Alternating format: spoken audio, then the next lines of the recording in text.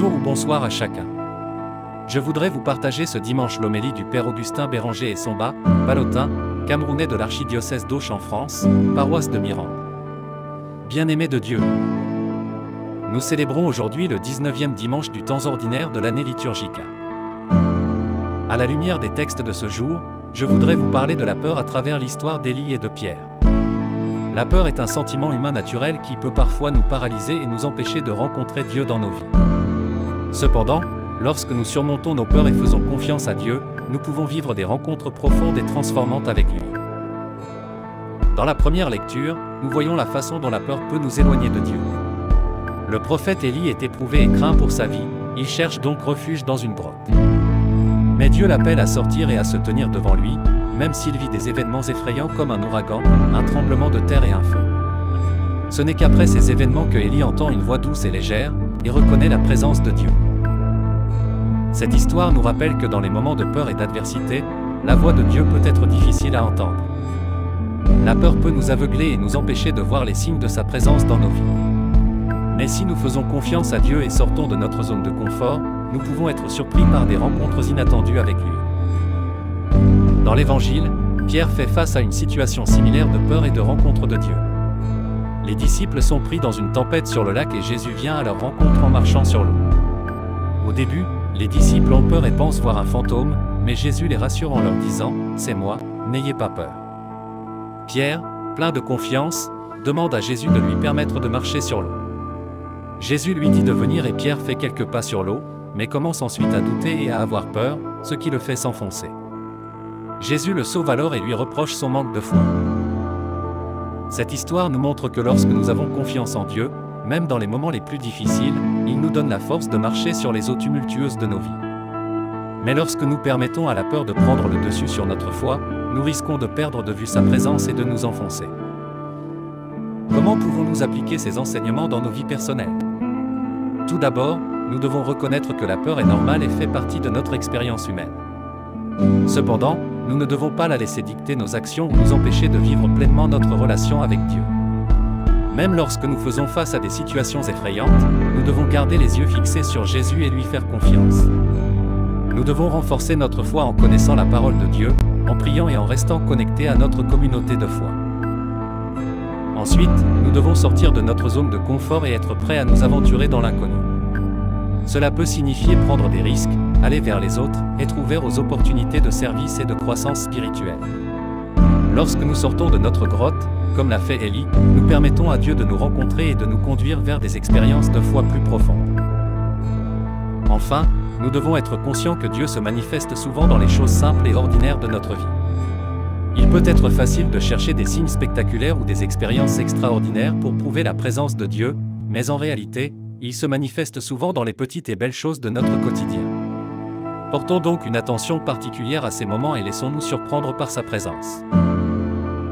Bien-aimés de Dieu, la peur peut être un obstacle à notre rencontre avec Dieu, mais nous ne devons pas laisser cela dicter notre vie. Faisons confiance à Dieu, sortons de notre zone de confort, gardons les yeux fixés sur Jésus et soyons ouverts à sa présence dans les moments simples et ordinaires de notre vie. Que Dieu nous donne la grâce de surmonter nos peurs et de vivre des rencontres profondes avec lui. Amen. À la lumière des textes de ce jour, je voudrais vous parler de la peur à travers l'histoire d'Élie et de Pierre. La peur est un sentiment humain naturel qui peut parfois nous paralyser et nous empêcher de rencontrer Dieu dans nos vies. Cependant, lorsque nous surmontons nos peurs et faisons confiance à Dieu, nous pouvons vivre des rencontres profondes et transformantes avec lui. Dans la première lecture, nous voyons la façon dont la peur peut nous éloigner de Dieu. Le prophète Élie est éprouvé et craint pour sa vie, il cherche donc refuge dans une grotte. Mais Dieu l'appelle à sortir et à se tenir devant lui, même s'il vit des événements effrayants comme un ouragan, un tremblement de terre et un feu. Ce n'est qu'après ces événements que Élie entend une voix douce et légère, et reconnaît la présence de Dieu. Cette histoire nous rappelle que dans les moments de peur et d'adversité, la voix de Dieu peut être difficile à entendre. La peur peut nous aveugler et nous empêcher de voir les signes de sa présence dans nos vies. Mais si nous faisons confiance à Dieu et sortons de notre zone de confort, nous pouvons être surpris par des rencontres inattendues avec lui. Dans l'Évangile, Pierre fait face à une situation similaire de peur et de rencontre de Dieu. Les disciples sont pris dans une tempête sur le lac et Jésus vient à leur rencontre en marchant sur l'eau. Au début, les disciples ont peur et pensent voir un fantôme, mais Jésus les rassure en leur disant « C'est moi, n'ayez pas peur ». Pierre, plein de confiance, demande à Jésus de lui permettre de marcher sur l'eau. Jésus lui dit de venir et Pierre fait quelques pas sur l'eau, mais commence ensuite à douter et à avoir peur, ce qui le fait s'enfoncer. Jésus le sauve alors et lui reproche son manque de foi. Cette histoire nous montre que lorsque nous avons confiance en Dieu, même dans les moments les plus difficiles, il nous donne la force de marcher sur les eaux tumultueuses de nos vies. Mais lorsque nous permettons à la peur de prendre le dessus sur notre foi, nous risquons de perdre de vue sa présence et de nous enfoncer. Comment pouvons-nous appliquer ces enseignements dans nos vies personnelles? Tout d'abord, nous devons reconnaître que la peur est normale et fait partie de notre expérience humaine. Cependant, nous ne devons pas la laisser dicter nos actions ou nous empêcher de vivre pleinement notre relation avec Dieu. Même lorsque nous faisons face à des situations effrayantes, nous devons garder les yeux fixés sur Jésus et lui faire confiance. Nous devons renforcer notre foi en connaissant la parole de Dieu, en priant et en restant connectés à notre communauté de foi. Ensuite, nous devons sortir de notre zone de confort et être prêts à nous aventurer dans l'inconnu. Cela peut signifier prendre des risques, aller vers les autres, être ouvert aux opportunités de service et de croissance spirituelle. Lorsque nous sortons de notre grotte, comme l'a fait Élie, nous permettons à Dieu de nous rencontrer et de nous conduire vers des expériences de foi plus profondes.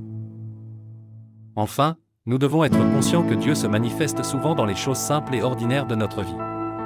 Il peut être facile de chercher des signes spectaculaires ou des expériences extraordinaires pour prouver la présence de Dieu, mais en réalité, il se manifeste souvent dans les petites et belles choses de notre quotidien. Portons donc une attention particulière à ces moments et laissons-nous surprendre par sa présence. Bien-aimés de Dieu, la peur peut être un obstacle à notre rencontre avec Dieu, mais nous ne devons pas laisser cela dicter notre vie. Faisons confiance à Dieu, sortons de notre zone de confort, gardons les yeux fixés sur Jésus et soyons ouverts à sa présence dans les moments simples et ordinaires de notre vie. Que Dieu nous donne la grâce de surmonter nos peurs et de vivre des rencontres profondes avec lui. Amen. Encouragez le Père en vous abonnant à sa page, en activant la cloche de notification et en partageant.